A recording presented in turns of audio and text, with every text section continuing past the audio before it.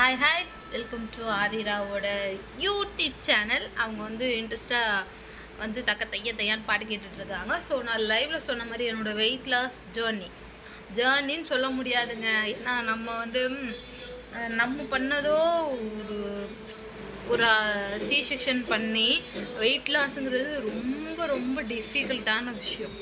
ஏன்னா கன்சீவாக இருக்கும்போது இருந்த கிரேவிங்ஸை விட நம்ம இப்போ ஃபீட் பண்ணும்போது இருக்க கிரேவிங்ஸ் பயங்கர ஜாஸ்தியாக இருக்கும். ஏன்னா அது என்னன்னு தெரியாது. ஆப்ரேஷன் பண்ணால் மேபி ஸ்டொமக் கொஞ்சம் பெருசானனால ரொம்ப பசிக்குது, இல்லைனா பேபிக்கு ஃபீட் பண்ணுறதுனால ரொம்ப பசிக்குது, நிறைய இருக்குது. பட் வந்து கண்ட்ரோல் சாப்பாடெல்லாம் யாருமே பண்ண முடியாது.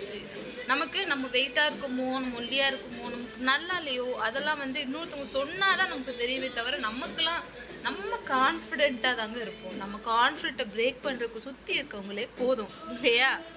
ஸோ வந்து நான்லாம் வெயிட் லாஸ் எப்போனா ஆப்ரேஷன் பண்ண 45 டேஸ்லேயே நீ சொல்லியாச்சு, நீ ஃபேட்டாக இருக்க, என்ன எப்படி தான் குறைக்க போறியோ, வயிறு பார் இவ்வளோ பெருசாச்சு, அதெல்லாம் குறையாது. நிறைய கேட்குறதுக்கு நமக்கு இப்போ உள்ள ஜென்ரேஷனில் உள்ளவங்களுக்கு அது கேட்குறதுக்கு கொஞ்சம் கட்டுப்பாக இருக்கும். முன்னாடி இருக்கவங்க அப்படியான்னு வருத்தப்பட்டு ஒரு மாதிரி ரொம்ப சேடாக அழுவாங்க, டிப்ரெஷனில் கூட போவாங்க. நம்ம அப்படியா குறைச்சி காட்டுறேங்கிற ஒரு வேகமும் வரும். ஆனால் நம்ம குழந்தையும் பார்த்துக்கணும். இவங்க சொல்கிறதெல்லாம் கேட்டோன்னு வைங்களேன், நம்ம பேபியெல்லாம் நம்ம பார்த்துக்க முடியாது. டிப்ரெஷன் உள்ளெல்லாம் போனோன்னா பார்த்துக்கவே முடியாது.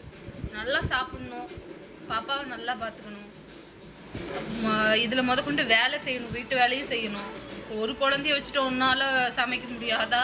எங்கள் காலத்துலலாம் 10 குழந்தைய பெற்றோன்னு நிறையவே சொல்லுவாங்க. ஐயோ சரி, நம்ம டாபிக்குள்ளே வருவோம். என்னோடய வெயிட் லாஸ் இது எப்படின்னா, நான் வந்து 4th ரொம்ப கொஞ்சம் பயமாக இருந்தது. ஃபஸ்ட்டு சி செக்ஷன் இல்லையா? ஸோ ஒரு 3 மந்த் வரைக்கும்லாம் வந்து ரொம்ப ரொம்ப பயமாக இருந்தது. என்னடா சிஸ்டர் பிரிஞ்சிருமோ அப்படி இப்படின்னு. ஏன்னா நமக்கு ரொம்ப அன்கம்ஃபர்டபுளாக இருக்கும், என்னடா இது இப்படி இருக்கே அப்படின்னு. இருந்தாலும் 3 மந்த்லாம் இல்லை, 4, 5லாம் நான் விட்டேன். நான் 5 மந்தில் தான் ஸ்டார்ட் பண்ணேன். அதாவது February 14 அன்றைக்கி என்னோடய வெயிட் லாஸை ஸ்டார்ட் பண்ணேன். வெயிட் லாஸ்னால் பிடிச்சதெல்லாம் சாப்பிட்டு முடிச்சிட்டேன். சரி, என்ன இப்போ ஓரளவுக்கு நம்ம கண்ட்ரோல் பண்ணி ஆகணும். ஏன்னா நம்ம ஊருக்கெலாம் போகணும், ஊர் திருவிழாலாம் வருது, அங்கிட்டு இங்கிட்டுன்னு போகணும், எல்லாம் இருந்தால் சரியாக வராது நீதா அப்படின்னு என்னை நானே வந்து கண்ட்ரோல் பண்ணிக்கிட்டு சுகர் கட்டு, மெயினாக சுகர் கட் பண்ணிட்டேன். சுகர் கட்டுனா காஃபி டீலாம் குடிக்காமல், வாய்ப்புகள் ரொம்ப குறைவு. காஃபி டீலாம் வந்து குடிக்காமல் இல்லை, காஃபி டீலாம் குடிப்பேன், சுகர் போட்டெல்லாம் குடிப்பேன். அதெல்லாம் பிரச்சனை இல்லை. சுகர் இதுங்கிறது sweets, cakes, buns, ice creams, chocolates, juice items எல்லாமே கட் பண்ணியாச்சு, முடிஞ்சு போச்சு, அவ்வளோதான். சாப்பாடுமே வந்து ஒரு ஃபாஸ்டிங், பயங்கரமான ஃபாஸ்டிங். அதாவது ஃபீட் பண்ணுற அம்மா வந்து ஃபாஸ்டிங் தான் இருக்கக்கூடாது. இருக்கலாங்கிறதோட கொஞ்சம், ஏன்னா ஃபீட் பண்ணுறோம் இல்லையா, நம்ம சாப்பிட்லன்னா நம்ம போனில் இருக்கிறது தான் பாப்பாவுக்கு ஃபீடாக போகும். அதனால ரொம்ப கஷ்டம். நம்ம வந்து இன்னும் நம்ம நூடுல்ஸ் ஆயிடுவோம். அதனால வந்து நான் என்ன பண்ணிட்டேன், ஃபாஸ்டிங் இருந்தேன். எப்படின்னா 6 o'clock மேலே வந்து சாப்பிட மாட்டேன். அது ஃபாஸ்டிங் கிடையாது. அது வந்து 6 o'clock வயிற்றுல என்ன சாப்பிடுமோ எல்லாத்தையும் நிரப்பிடுவேன் அப்படின்னு சொல்லலாம். கொஞ்சம் ஆனால் சாப்பிட்டேங்க.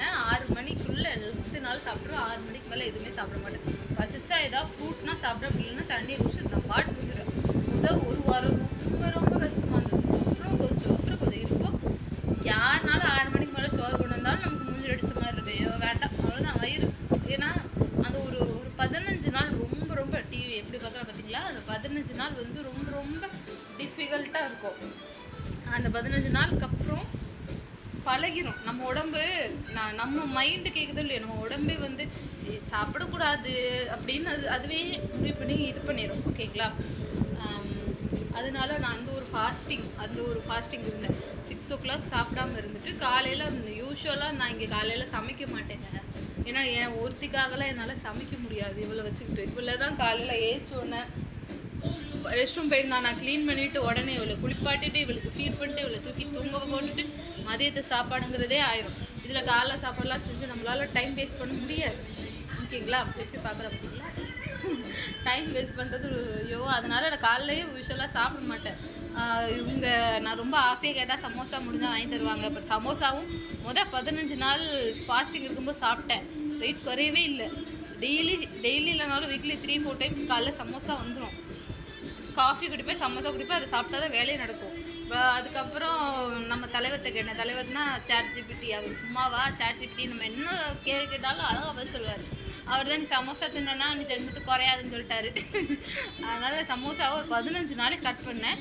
சூப்பரான வெயிட் லாஸ், பயங்கரமாக 1.5 கிலோ குறைஞ்சி. அப்புறமா வீக்லி ஒன்ஸ் அது சமோசா எடுத்துக்கிட்டேன். அதாவது 4-5 டைம்ஸ் எடுத்துக்கிட்டேன். ஆனால் அதுக்கப்புறம் 1 டைம்ஸ் கம்மி பண்ணிட்டேன். நான் காலையில் சாப்பிட்றதில்ல, நான் மதியம் தான் மெயினாக சாப்பிடுவேன். ரைஸ் வச்சு ஏதோ ஒரு காயோ, கண்டிப்பாக எக்கு கண்டிப்பாக சாப்பிடுவேன். ரொம்ப யூஸ்வலாக ஃபஸ்ட்டு கண்டிப்பாக 2 டெய்லி ரெண்டு எக் சாப்பிடுவேன். பாயில்டு எக் தான் சாப்பிடுவேன். நமக்கு மில்க் சப்ளைக்கு எக்கு, சக்கரை வெள்ளிக்கிழங்கு, யூஸ்வலாக வீட்டில் எல்லாமே சொல்லுவாங்க பூண்டு அது இதுன்னு. நான்வெஜ்ஜு, தண்ணி 4 லிட்டர் தண்ணி போதும், இவ்வளோதான். நம்ம உட்காந்து அள்ளி சோறு தின்னு சோறு தின்னாதான் உனக்கு பால் வரும், சாப்பிடு. ஆஹா, இந்த சின்ன எப்படி கன்சீவாக இருக்கும்போது நீங்கள் என்னெல்லாம் சாப்பிட்டீங்களோ அதையே நீங்கள் கண்டினியூ பண்ணலாம்.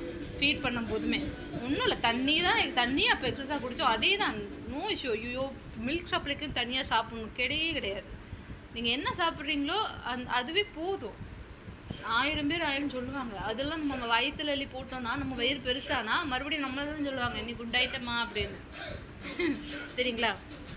என்ன இப்படி பேன் கிடக்குற. ஓகே, ஸோ இதனாலே நான் வந்து February 14 இப்போது இன்றைக்கி என்ன மார்ச் 21 இல்லைன்னு நினைக்கிறேன், 24 மார்ச் 23 மார்ச் 23 இன்னைக்கு வரைக்கும் ஓகேவா. என்னோடய வெயிட் லாஸ் வந்து 3 kg கம்பல்சரி. 3 கிலோ ஒரே மாதத்தில் 3 கிலோ குறைச்சிட்டேன். பட் இன்னொன்று என்னென்னா, இந்த சீசேஷன் பண்ண பெல்லி வந்து 5 மாதத்தில் சொல்லுவாங்க. இப்போ நார்மல் டெலிவரியாக இருந்துச்சுன்னா வேண்டாம், இந்த சீக்ரெட்டை நான் இப்போ சொல்ல மாட்டேன். நான் வந்து இன்னொரு வீடியோ போடுறேன், அதில் சொல்கிறேன். சரிங்களா? எப்படி நான் இந்த பெல்லியும் குறைச்சிங்கிறத சொல்கிறேன். ஓகேங்களா? ஸோ அந்த வெயிட் லாஸ் வந்து மெயினாக இன்டர்மிட்டன்ட் ஃபாஸ்டிங் இருந்தேங்க, சுகர் கட் பண்ணுங்க, நார்மலாக தண்ணி நிறைய குடிச்சுங்க, வாக்கிங்லாம் ரொம்ப டஃப். இந்த பிள்ளைய வச்சு நம்ம தூக்கி நடக்கிறதே வாக்கிங் யூஸ்வலாக ஒரு 1/2 hour தான் சொல்லுவாங்க.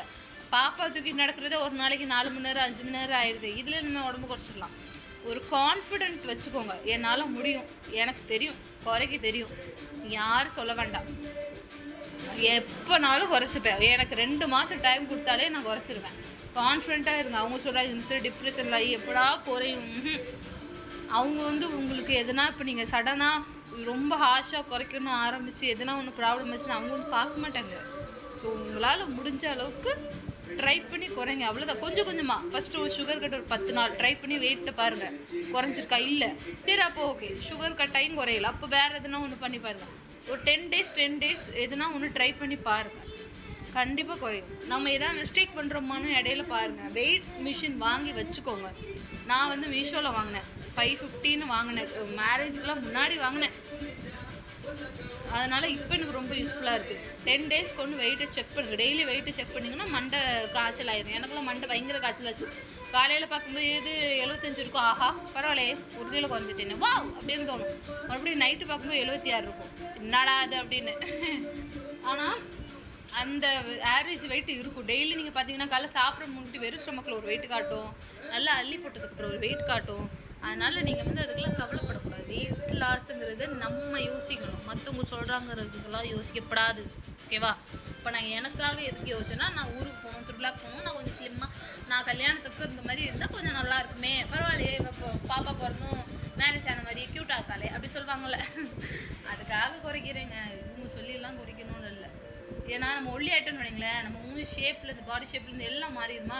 என்ன நீ ஒவ்வொன்றும் ஆகிட்ட, டோக்கு விழுந்த மாதிரி ஆகிட்ட அப்படிம்பாங்க. அப்படியும் சொல்லுவாங்க இப்படின்னு சொல்லுவாங்க. ஸோ அவங்க சொல்கிறாங்க, இவங்களுக்கு சொன்னால் வெயிட் லாஸ் வேண்டாம், உங்களுக்கு பிடிச்சிருந்தா பண்ணுங்கள், இல்லைன்னா இப்படியே இருங்க, ஒரு காலத்தில் குறையுங்க.